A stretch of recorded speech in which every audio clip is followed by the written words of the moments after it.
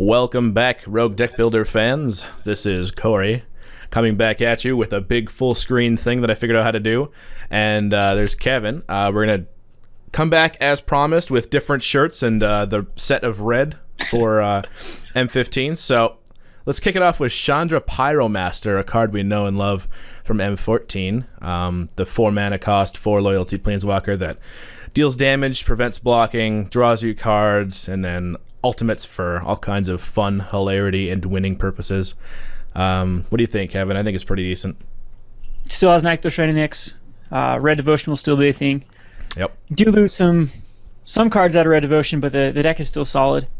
And I think this will either go in the sideboard for it or continue to be 1 or 2 of in the main board. But I mean, this card definitely will see standard play again after rotation, as it's very powerful, especially when there is a limited amount of cards to choose from. Yeah, definitely. And this card's modern playable. Exactly. So this card was played in a modern deck. Was it in Jund? Yeah, it's again Jund is still asphyxiated with replacing their 4-drop. They've tested every 4-drop imaginable. Olivia Voldaren, Huntmaster of the Fells, Vengevine.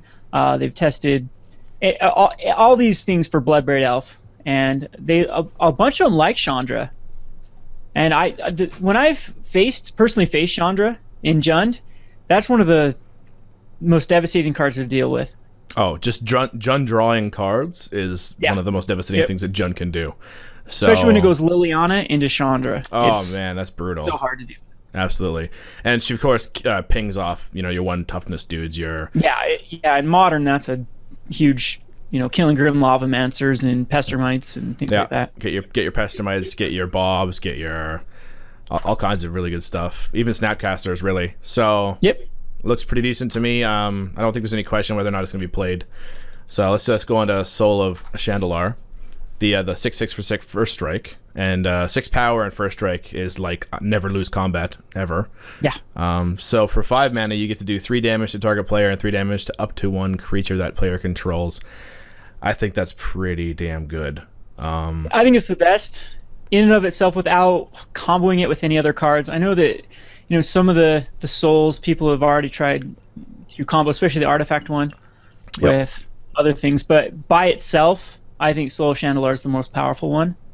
I agree. Because you are going to use its activation if you can, and when it goes to graveyard, 5 mana to do 3 damage, or basically 6 damage, isn't a bad spell. Yep. And if you're doing this in limited, you're following Bread, like bombs, evasion, removal, or bomb, removal, evasion. It's this bomb and removal in that order. So this is like the number 1. I don't know if it's the highest pick in the set as far as first picks goes, but it would probably be my highest pick. Yeah, it definitely be close. It's up there, at least for the color. Chandra and Soul. There you go. Those are the 2 red cards you want to see in your pool. Absolutely. If you're going red. Absolutely. So I don't think there's any question. As for standard play, not 100% sure. Obviously, the Red Devotion deck is kind of a thing. It is, I think, the spiciest of the Devotion decks at this point, so it might find a place in there just as a mana dump. Yeah, but it's got a lot of stiff competition at this point. It depends on what standard will be like. If standard needs to be if it becomes a 1-for-1 format where they're trying to counterspell one of your things or destroy one of your things, then Soul of Chandelar feels a lot like Urza's Rage or Call the Herd is the card that comes to mind, because they have to use 2 spells, or you're getting basically 2 cards out of 1 card. Yeah. And that can make it a lot more powerful. Currently, Standard doesn't really care about that, but you never know what the next Standard is going to be like. 100%. So, Altic Bloodseeker. This is a 2/1 for 2, which is perfectly fine in red already. And then whenever a creature an opponent controls dies, it gets +2/+0 against first strike and haste until the end of turn. So this is a sweet one, or if they block it with their 4 power guy, you burn one of their other creatures and then just like blow them out completely. Yep. That's pretty wicked. And it also interacts favorably with like your other first strike dudes that'll kill something and then trigger this, and then it'll go on so I say pick this dude pretty highly. It seems pretty obvious, so we can probably move on to Belligerent Sliver. So did each color only got 1 sliver, right? Yes, yep, only 1. Okay, so Sliver as a strategy, in the set in limited. I don't think it's for something worth following really. No. This one is probably the best one by itself, though, because if you just take away the sliver aspect, a 2/2 that has to be blocked by 2 or more creatures, that's not bad. Yeah, especially in red when you can take out smaller creatures and. Yep. Not bad at all. It just gets around blockers. It's a great enchantment target, so evasion's good, and the art is pretty sweet. Yeah. So that's also pretty cool. Blastfire Bolt deals 5 damage to target creature. Destroy all equipment attached to that creature for 6 at instant speed. So it has a lot of things going for it. I mean, it's the right amount of damage. It's an instant speed. It doesn't hit players, unfortunately. Do you think the equipment thing is going to be enough to cast a 6-mana burn spell? I didn't see too many equipment in the set. Again, I guess when we get to artifacts, we'll know if I'm missing something. But the last time, I'm trying to think of the spell that it was 5 mana, 3 and 2 red, that did basically the same thing. It was printed in a core set as well as in the old Mirrodin set, and it saw a ton of play in limited. But both of those sets had a lot of equipment that was pretty nasty. So it all depends. Again, I think this feels more of a sideboard card if you're really either worried about a 5 toughness creature, or if you've seen the equipment, then you can bring in. I mean, removal's not that 6 mana to basically kill everything in the format, barring a few creatures here and there, is pretty good. Yeah, and then the fact that it's instant speed is a big up for me. So yeah, I think it's a fine playable card. I'm not sure if it's going to be main board, but it would be pretty good. Yeah, it depends on what the rest of removal you get. Wicked. So Circle of Flame is the red 2-mana enchantment. Whenever a creature without flying attacks you or a planeswalker can control, Circle of Flame deals 1 damage to that creature. So it makes attacking into the smaller red dudes a little bit more awkward than normal. Flat out stops some things attacking. Do you think this has an application as a sideboard against, I don't know, like a storm deck with goblins in it or something crazy like that? Is that an application for this card? This card already exists. This is a reprint. Does it? Okay. It's not adding anything new. I believe it's a reprint. Pretty sure. Maybe I'm mistaken on it. I have MTGO pulled up. Let me see real quick. Yeah, but as far as a limited card, I'm not sure. Like in red, you pretty much want to be the person on the attack. It might be a sideboard card for against one of those white weenie decks that comes in with a bunch of 3/1 flyers and 3/1 dudes on the ground, just to shut off those attacks. Showing as M12. M12? Okay. Yep. So it is in Modern already. I haven't heard of it before, so obviously people aren't playing it. Yeah, there's just better ways to shut down Empty the Warrens. 100%. I mean, you know what? It might be something that's a little bit overlooked, though, because it shuts down Pester Might, but unfortunately it does not shut down Deceiver Exarch. No, it doesn't. So, I don't know. It's a pretty neat card. I'm going to try it out in the M15 Limited. I haven't really been noting creatures with 1 toughness, but I feel like there's a lot of them. And there's a lot of them in the aggressive decks in the format, so it might be something to look out for. Unfortunately, without flying, so all those 3/1 flyers and 1/1 flyers from white. Yeah, those. But I mean, it's a good sideboard option, especially against other red decks. Absolutely, very good against other red decks. So, Crowd's Favor, Convoke for 1. So this one's super easy to cast with Convoke. Target creature gets +1/+0 against first rank to the end turn. It's just a pretty basic combat trick. We've seen it before, I think. Yeah, seems legit. I would take it. I would play it. Seems fine. It's a cool ability. Again, you're tapped out. Your opponent doesn't think that you have any combat tricks. Exactly. So that's definitely one that's going on the list of things I'm going to have to play around in Portland. Just the 0 mana combat tricks, right? Is there a GP in Portland? Is that where you're going to? Yeah, Grand Prix Portland is team sealed M15. Oh yeah. Yeah, so I'm going with John Torres, and one of his army buddies is going to go. Apparently he's really good, so looking forward to it. And the dudes from In Response podcast are also coming too, so all 3 of them. They'll have their own team, and they'll probably do better than us because they're really smart. So, Forge Devil. When it enters the battlefield, it deals 1 damage to target creature and 1 damage to you. I know this card exists already. I don't know if I've ever played it. I'm not sure if it's that good. I want to say it was Allison Restored. It was good back then. There was a lot of 1 toughness creatures, and this also seems to be a format with a ton of 1 toughness creatures. Again, you got that 3/1 pesky flyer. Yep. And fortunately, it's aggressive. It's a nice aggressive creature. Plus, you can play this post combat when they already have damage on them. That's true. So if they've got one health left on their creature, then you can finish it off. That seems like a pretty good card. Yeah, it was really good in whatever set it was printed out of in Innistrad block. I picked these. I wouldn't say very highly because they usually wield quite often. Yeah. But they usually made my 24 or 23 or whatever. Yeah, it doesn't seem like a card that people would identify as useful. You kind of need to know the format before you make a decision on it, so hopefully it'll be good. Frenzy Goblin, when it attacks, if you pay a red, target creature can't block this turn.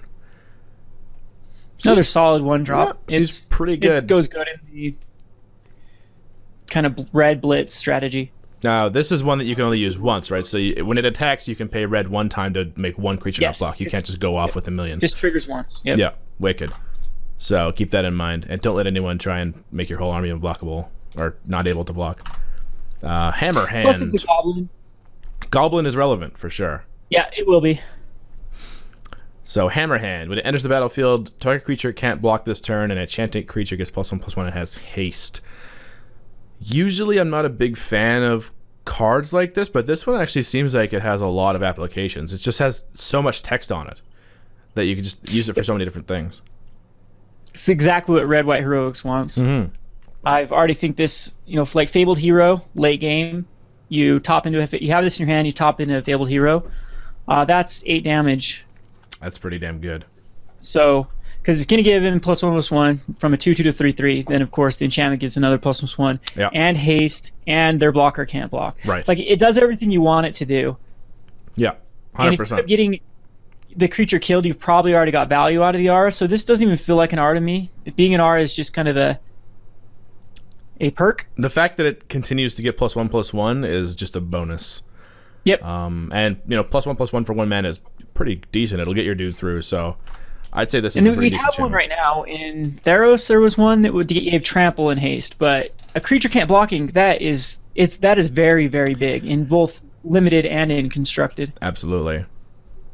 So Scrapyard Mongrel, the 3/3 for 4, which is decent in red. As long as you control an artifact, it gets +2/+0 and has trample. That's pretty sick.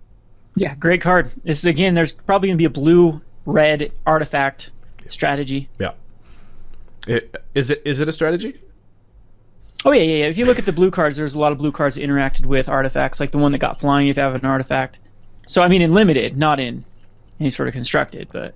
Yeah. Oh, okay. So it is. Blue-red definitely will. Blue-red artifacts will definitely be because you got the one that enchants an artifact to make it a 5/5, and then you have Shrapnel Blast out of red that you can sacrifice an artifact. We'll get to that card in a second, but and then a bunch of cards that interact with artifacts are in blue and red. So they specifically made it so blue and red will be the artifact. Well, I'm happy the artifact strategy is an is it strategy. Yeah. Wicked. Scrapyard Mongrel, and then we're going to. Oh, this is a rare guy. Kurkesh, Onakke Ancient, the 4-mana 4/3. Whenever you activate the ability of an artifact, if it's isn't a mana ability, you may pay red. If you do, copy this ability. You may choose new targets for the copy. I feel like this might be one where we have to just skip over to the artifacts and figure out if there's anything really. Yeah, I've looked. Even in standard, there wasn't like everyone is. It's going to be the Chain Veil. Everyone is hyped about this card in the Chain Veil and Nisa. There's an infinite combo with those 3. Okay. Yeah, totally. And I've discussed it on my YouTube channel a little bit. I've looked at some ways to actually break Kurkesh. A lot of them are in the Commander realm because a lot of the cards are Legacy. Mm-hmm. And in Modern, even he's. I'm sure there's ways to abuse him in Modern, but there's easier ways to abuse other cards in Modern. I mean, it doesn't want to deter people from building decks that somehow can work, but. Again, when you're talking to a combo player, I'm going to look for the most efficient combo that does relatively the same thing. If I'm going to try to just win I mean, there's better ways to do it with other combos like Ad Nauseam and Storm and Splinter Twin and whatnot. And this one just seems to have too many pieces to actually hook up for him to, go infinite. But the ability is just amazing for Commander. Oh, the ability is incredible for Commander. And I did see, I just took a peek through some of the artifacts in the set, and there are a few that are pretty relevant. I mean, you've got Tyrant's Machine, you've got Grind Clock. So there's value you can get out of the guy, and then you're already rocking a 4/3 for 4, so it's not so bad. Yeah, a 4/3. Yeah, that's not bad at all. So I mean, this is definitely a dude you pick. As far as it being like a very powerful bomby rare, maybe not, but the body's decent and the ability could come in handy. So I'd say I'd take it for sure. Yep, he's actually on my top 10 list on cards that I am excited to brew around. Perfect. Make sure you... Raul Zarik's really good with him, too. Yeah, make sure you link that in the description so that they can check that out. Act on Impulse. So we're exiling the top 3 cards of our library until the end of turn. We may play the cards exiled this way. This is a Chandra 0, but triplicate. Total hype. Except, people have talked about how good this card is. It costs Total mana. hype.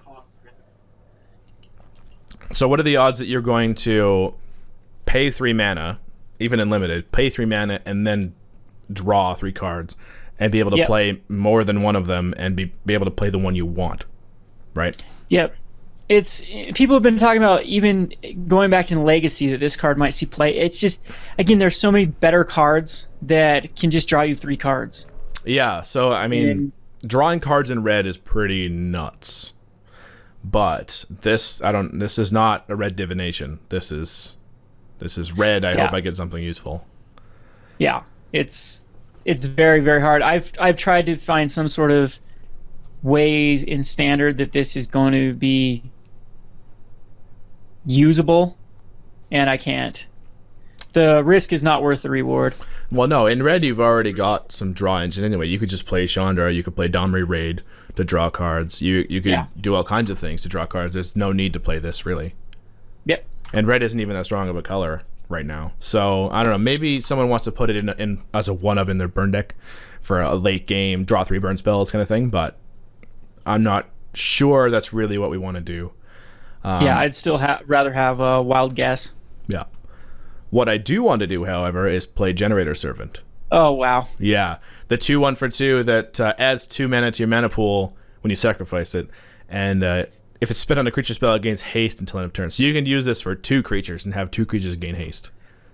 So right now the sweet spot is 5, because you play this on turn 2 and then turn 3 you're going to sack it to give it haste. Yeah. There There are 2 cards. This is another card out of my top 10 list. In fact, this is one of the videos I was doing today before I was interrupted by family. Was this card and Colonial Hydra. Yep, that's huge. Sweet. That's huge. And Master of Cruelties. Those are the 2 cards that I've like, whoa. Oh, so, that's really mean. That's a really mean move. That's a very mean another move. Cool little interaction I thought about making was a Elf Ball type deck with so you have this guy and you have the satyr that sacrifices to add red mana. So it's 1 red sacrifice that add 3. Yeah. And then Rise of the Dark Realms. You get them all back. Oh, okay. And it probably is really, I guess the right word, janky. It's cute. It might be hard to pull off. I think it's but cute. Another cool thing, it's 2, so Immortal Servitude absolutely. It right now it works with Burning Tree Emissary, so you can go turn 2 this and so turn 2 Burning Tree Emissary, Generator Servant, and then with Knight of the Shrine of Nyx, it's still adding to the devotion. Yep. And then after you can sacrifice, after you've activated the Knight of the Shrine of Nyx, you can sacrifice to add 2 mana. There's some even Bergamos. If you can somehow get Bergamos online with this, that's a card that wants to have haste. It so does. A bunch of the dragons, like the Udvara Hellkite, wants to have haste. Absolutely, it does. I'd say this is a great card where if you want to generate an obscene amount of mana and then use that mana on a creature that doesn't normally have haste, it's wicked. Yeah. This guy wills modern. Yeah, thinking super inside the box. I think the thing that most people think about doing first is casting their Stormbreath Dragon on turn 3. It's already got haste, so it doesn't need that much help. But at turn 3, Stormbreath Dragon's still pretty sweet. Yep. So, I mean, especially if you've already got, another Burning Emissary on the battlefield as well on turn 3. So, and even limited, it's pretty crazy. Oh, yeah, and limited is huge because turn 3 anything for 5 mana is just a huge bomb. So, yeah, turn 4 Soul Chandelar. That's pretty good. That is crazy. But I think that's enough time spent on that guy. I mean, it's pretty obvious he's going to see playing something. So, yeah, I'll have a whole video on it, by the way, if they're more interested. Wicked. Kranko's Enforcer, a 2/2 Intimidate. I think that's perfectly fine. I think that's a great card. Yep. It's a Goblin as well. It's a Goblin, which is super relevant. I mean, we've all played Blade Tusk Boar, and to great success. This guy's a little cheaper and a little bit harder to cast, I suppose, but him being a Goblin is huge. And I think you just play it in your limited decks, and you just enjoy getting it for 2 every turn. Borderland Marauder is our sort of 3/2 for 2. When it attacks, it gets +2/+0 till the end of turn. It's Gorklan Chainwalker. Yeah. All over again, and we know how good that card was. So this guy is amazing. Absolutely. In fact, it's even better than Gorklan Chainwalker, as it can block if need be. Yep. Yeah, I really like it, and the art is pretty sweet. That brings me back to like D&D 2nd edition AD&D art. You got the sweet axe and the sweet eye patch. This is like every 8-year-old's dream. What does the Broodkeeper do? 4 mana for a 2/3. When an orb becomes attached to Broodkeeper, put a 2/2 red dragon creature on a battlefield with fire breathing. That's pretty nuts. Yep. I mean, this card's already existed in the form of a Johnny's Chosen. Mm-hmm. But a Johnny's Chosen was a little harder to cast. And didn't produce evasion. Only made 2/2 regular cats instead of 2/2 dragons. So, but again, this guy is on my top 10 list. I've already brewed pretty extensively around him. There's some good cards. I feel like Broodkeeper is better than a Johnny's so do I. thing, despite being uncommon versus rare. I really like it. I think I'm going to try and play it if I can. Yep. Lightning Strike. You get immediate value out of the auras. Lightning Strike, play it. Play Lightning Strike. I don't know if we need to tell you to play Lightning Strike. I don't know if I could help you any further. Yeah, awesome card. Just grab as many of them as you can and just enjoy it. Might makes right. Okay, 6 mana enchantment. At the beginning of each combat on your turn, if you control each creature on the battlefield with the greatest power, gain control of target creature an opponent controls to the end of turn, untap that creature and gain haste. So if you have the biggest creature, you get to steal their smaller creatures via some kind of intimidating factor. Yeah, I'd rather just cast a big creature for 6 mana. I think so too. I'm not sure if this is going to be a commander thing that people want to play, but I don't really see myself playing it in limited. Yeah, it's a fun card. Yeah, I'm sure. If you're in green-red, you probably try and slam it if you have some kind of acceleration, because you're going to be winning that race every time, but I'm not sure. The dude's got a sweet beard, though, so that's like +1 for me. Stoke the Flames. Deals 4 damage to target creature or player with Convoke at instant speed. Is this just like is this the second best burn spell in the set, or is this the best one? I would put this. Or is this just equal to Lightning Strike? Is just as powerful as it, but Stroke the Flames is definitely. It's going to see constructed play. It's going to be awesome in limited. It's going to be a nice replacement once War Leader's Helix rotates out. So burn most likely will still be a thing. You do lose Boros Charm, but I mean you still have Lightning Strike and now Stoke the Flames. Yep. And I guess you lose Skullcrack too, but I'm sure it would get some sort of replacement in the next set. I'm thinking, I mean, even in Burn right now, this just makes Burn even better. I think they'd want this in the Boros Burn. I mean, if you get your young Pyromancer online and get a couple of dudes, this is basically a free spell at that point. Yeah, it definitely can be. So that's pretty sweet. I mean, obviously, if you get sealed in draft, take it because it's amazing in sealed in draft. I don't know about standard yet. I'm not completely sold. Not at least not until after rotation. But 4 damage is very relevant in constructed right now. So most of the time, the 4 damage is seen play, even in the form of the 3 mana one that did 4 damage and 2 damage to yourself. Yeah. I mean, it just hits all the Blood Barons, all the Lockstone Smiters, all of the dragons, all of like it just hits all of the important things. Blood Baron. And right now, more relevant now, back into standard to be hits Corsair Crew Fix. Corsair Crew Fix. Fix. Brahmas. Hits Grey Merchants. Hits all kinds of really important Grey. targets. So, Crucible of Fire. I think this is my Timmy pick for this entire set. Yeah. 4 mana, dragon creatures you control get +3/+3. Hell yeah, dragons. And you get kind of a nod to the next set, I think, with the Sark and Vol quote. Yep. Works with Broodkeeper. That's why I was kind of disappointed that the Scourge of Valkis from M14 saw 0 play, and it did so much with dragons, and then there was really no dragons that were worth pairing it with. Yeah. And now it looks like we're going to have a huge dragon set, and poor Scourge of Valkis is going to be out. But Crucible of Fire, it might, it depends. This works great with Broodkeeper in an enchantment-based deck.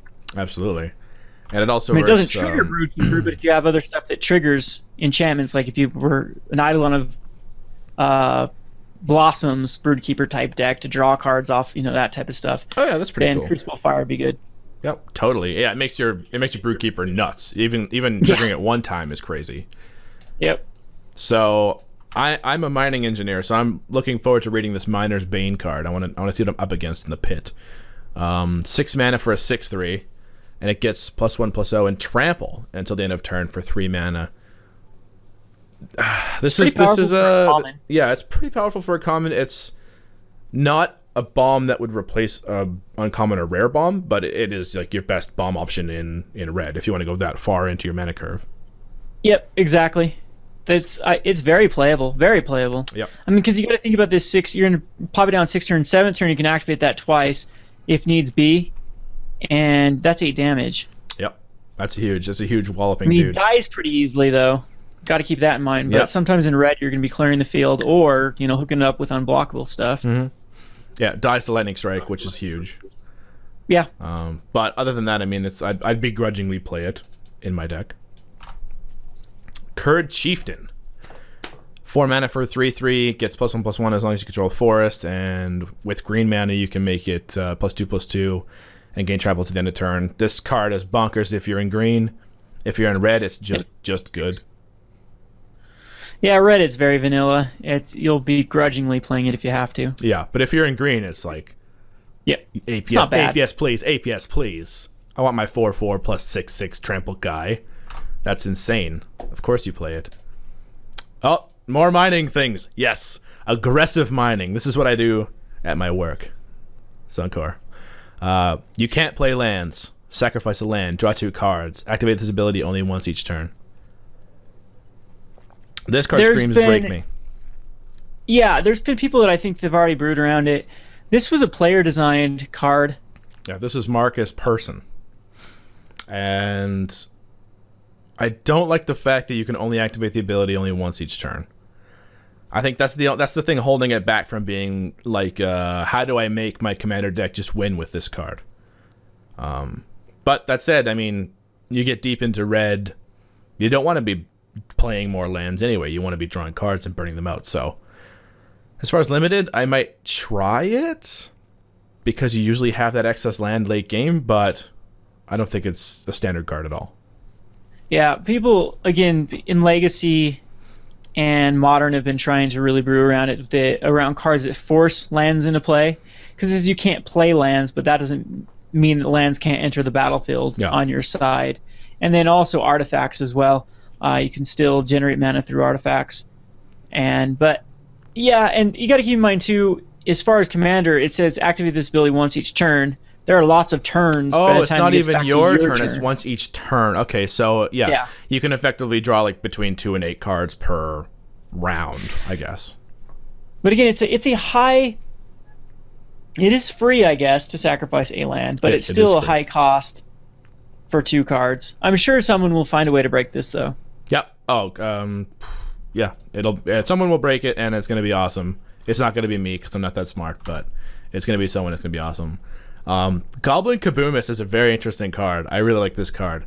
At the beginning of your upkeep, put a colorless artifact token named Landmine onto the battlefield. And with red, sacrifice this artifact. This artifact deals 2 damage to target attacking creature without flying. Then flip a coin. If you lose the coin flip, Kabuma says 2 damage to itself. So it's just tons of flavor. Are you reading this correctly, though? That's the thing. Because at first sight, I like this too. Then I reread it and like, uh-oh, I don't like it as much anymore. So you just sacrifice the landmine. It automatically deals 2 damage to attacking creature without flying. So you're gonna get that effect whenever you want. It has the chance to kill itself, which I think every is fine. upkeep it has the chance to kill itself. Because the then flip a coin is not attached to the ability of the artifact. Oh, really? So oh no, okay. you can the beginning of your upkeep when that first mine comes into play, you have to flip that coin, and again, he's got the possibility. Like, I was actually looking to break this with things that just wanted a lot of artifacts, because you're putting in an artifact every turn. I thought this guy would stay around, but he's got a 50-50 chance of dying each turn. Okay, so yes, it is worse now that you've explained it, but the flavor is better now that you've explained it, because I thought that the goblin was dying when the landmine is exploding, which doesn't make a lot of sense because he wouldn't be around, right? But it explodes when he places it. So flavor-wise, it just doubled, in my opinion. Playability-wise, less so. But it gives you a shock. It gives you like a guaranteed shock to something. So that's pretty sweet. And the off chance it gives you more than one, also pretty sweet. Hoarding Dragon. It's a 4/4 flyer for 5. That's all you need to hear. I'm going to tell you more, though, because it enters the battlefield, and you may search your library for an artifact card, exile it, then shuffle your library. When it dies, you put the exile card in your hand. So, I mean, it effectively doesn't lose you any cards when it dies. It's not bad. It's a little tutor. Yeah. Harder to actually make it. It's harder than just like a regular tutor. I'm sure this probably sees some fringe commander play already, just for decks that want a specific artifact. Yeah, but I mean, it's not bad. No, it's great in limited. This is a bomb in limited for sure. You go and you get your equipment, and then when your Hoarding Dragon dies, you can make your crappy guys into good dudes. So I mean, that's pretty sweet to me. I think that's completely playable. 5 mana for a dragon is just so good. So I'm excited to play that card. Shrapnel Blast is one I've seen recently. And yeah, you sacrifice an artifact at instant speed, and then it does 5 damage to target creature or player for 2 mana. That's modern pretty every sick. now and again. Yep, that's pretty sick. Affinity. Is it Infinity? Cool. Every now and again. I actually like it. When I used to play Affinity, I liked it. I'd go more of the strategy of the whole Metal Crab, Galvanic Blast, Shrapnel Blast, rather than trying to go with like the longer, grindier route of Steel Overseer and the Artificer guy that puts all your... It gets bigger for each artifact you have, and all your artifacts get bigger. Yeah, I think whichever that one is. I think this is more of a the way I would go about Affinity as well, because you usually have like an extra Ornithopter or whatever that you don't really need.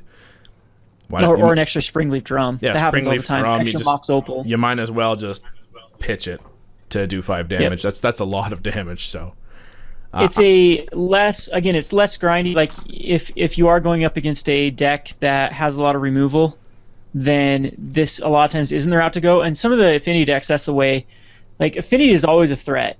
Even if I've heard from Affinity players they can play through a Shatterstorm and still win off, like, now activating Moth Nexuses and Blink Moth Nexuses that didn't die to Shatterstorm and just recover quite easily. But I'm with you. This is the way to go with Affinity. Absolutely. So, Heat Ray. This is the third super playable burn spell in this set for red.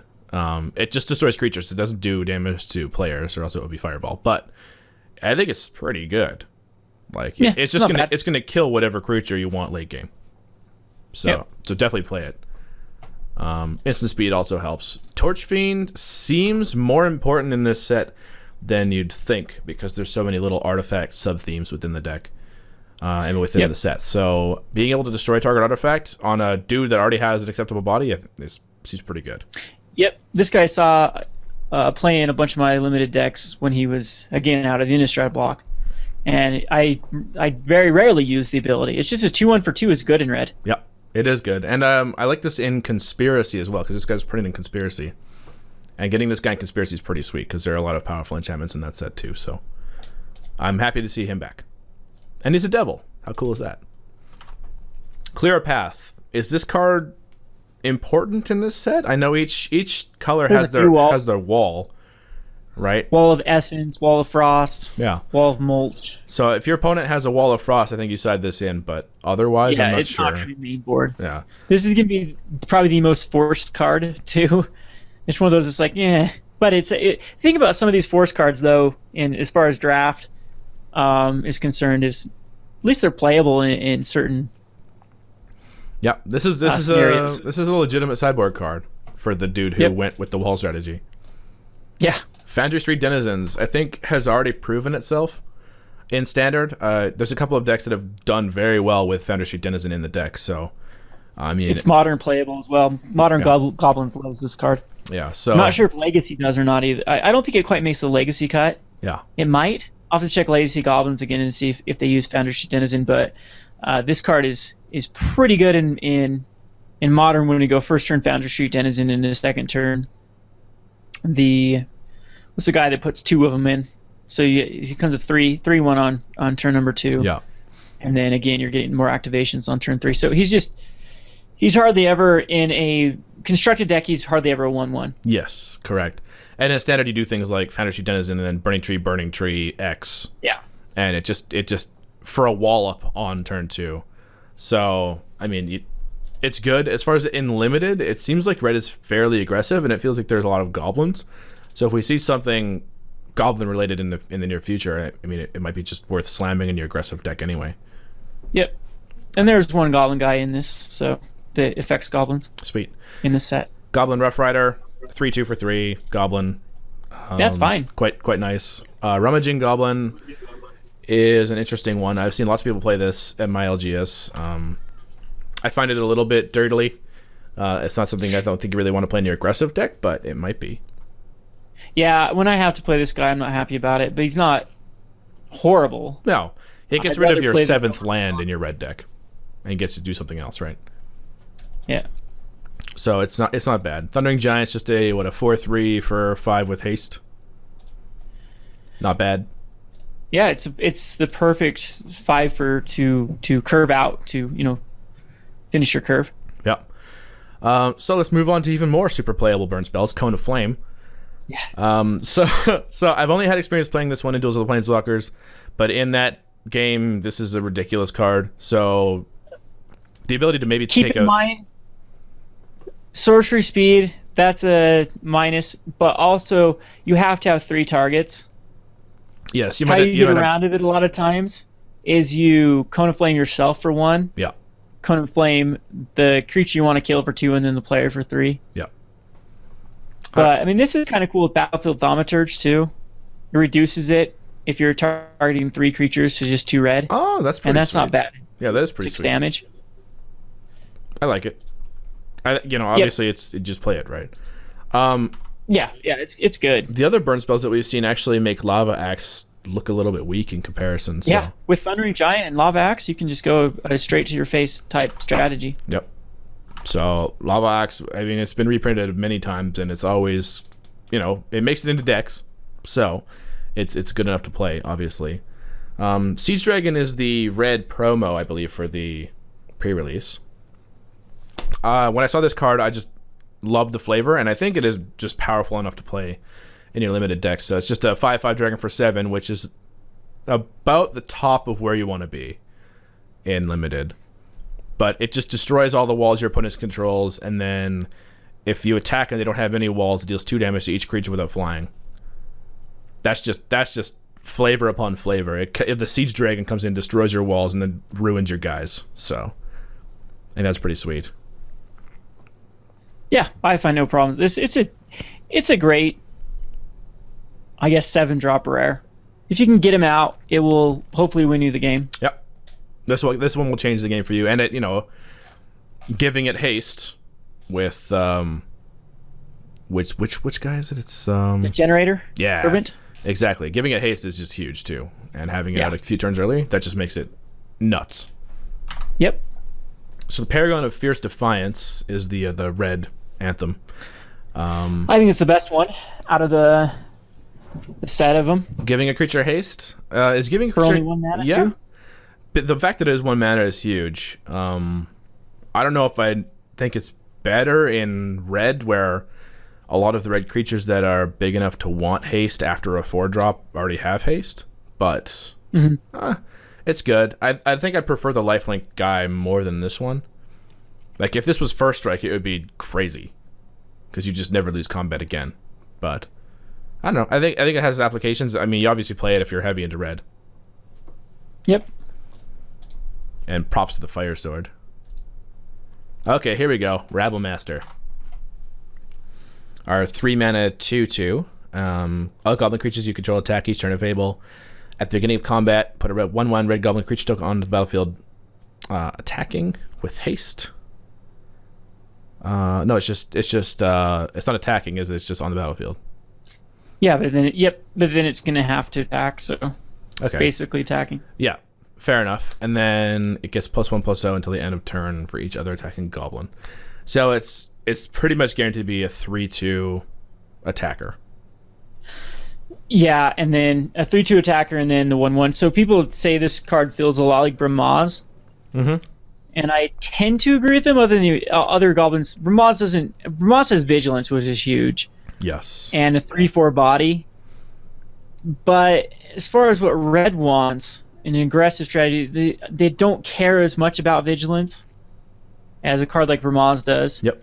And then again, you can really set this guy up with other goblins, other aggressive goblins, and he could be swinging for. And then of course this each turn, if the goblin token stays, so the next turn now you have 2 goblins, and you're swinging for 4 with him. Yep. And so forth. But this guy wants haste so bad. Yeah. He wants haste so bad. So I'm not sure. It looks like there's a promo version of this one too. I'm not sure if this is like the one that they're handing out at the pre-release or at the game day or something, but it looks like there's a promo version of it too. So keep a lookout for that. Burning Anger. 5 mana for an enchant creature, so that's raising alarms in my head. But it gets tapped. This creature deals power or damage equal to its power to target a creature or player. I can see why this is rare. 100%. Like this is a very powerful effect if it goes unchallenged. Like if you don't remove the creature, it's going to take over the game for sure. Yep. Anything with 3 power or greater is just going to start wrecking. So I think that's... And the creature's dealing the damage, so if it puts on Infect... Oh no! Yeah, I suppose that is a huge thing, but do you think modern Infect decks are going to be playing that card? No. It's more of a... I've come across some Commander Infect decks. Not usually in red, but this might be a way to justify trying to go into red. Absolutely. Probably one of the things with Infect and Commanders usually want your Commander to have Infect. Yeah. But yeah, it's still viable. Yep. So I don't. Is it a first pickable card? Pack one, pick one. Would you take that card? Ugh. Knowing that red is a very strong color in the format. Depends on. I don't. What else is in the pack? There's so many uncommons I'd take over it. Okay. Fair enough. I mean, since But you've already it's a got solid 4 rare. burn spells. It's not something I'll open up and be like, ah. Yeah, exactly. Not a biovisionary. Yeah. Yeah, it effectively makes your creature removal spell / unblockable. So that's pretty sweet. Yeah. Inferno Fist. Enchanted creature you control gets +2/+0. And sacrifice Inferno Fist. It deals 2 damage to target creature or player. It's a shock on a stick that buffs your dude. That's pretty sick. And it's a freaking fist, man. It comes out of the person's hand and punches people in the face for damage. Is that what wicked. Birdkeeper's wearing? No. Well, kind of. Her hand's glowing at least. I mean, that would be flavor. I don't know if that's an Inferno Fist, but it looks awfully close. Well, she's trying to hatch an egg, right? Absolutely. Warming it up. Absolutely. I'm going to say flavor. I'm going to say flavor on that one, too. Let's go on to the wall here. Wall of Fire. This was last in M13, I believe. Or no, was this in RTR? Anyway, I mean, it's a great defender. I don't know if there's much you can say. It having fire breathing on a defender is cute, and it just blocks everything that doesn't fly. So, boom. Not sure you want it in red though. No, it doesn't pair well with any of the other red cards that I've seen. But if you're like splashing red, you're doing the cute is it artifact thing where you're like mostly blue, partially red. Could be a thing. It dies to the dragon, which I think is a little bit nombo, but you know. Yeah, fight fire with fire, I guess. I guess. So that's all of our red cards. So overall, man, I think red is looking very strong in M15. Yeah, there's so many 2-1s for 2s in this, and then like the Inferno Fist, and a lot of these you're going to guarantee getting plenty of these. Oh, you've got. So I'm liking red. Exactly, and like some of the commons are even really good. You've just got utility stacked on utility for a lot of these guys, like Forge Devil's utility, Frenzy Goblin's utility. You've got Hammerhand. Like everything is just utility stacked on value, so it's looking pretty strong. Yep. Wicked. So let's pause it here. Move on to green. See you in green, people.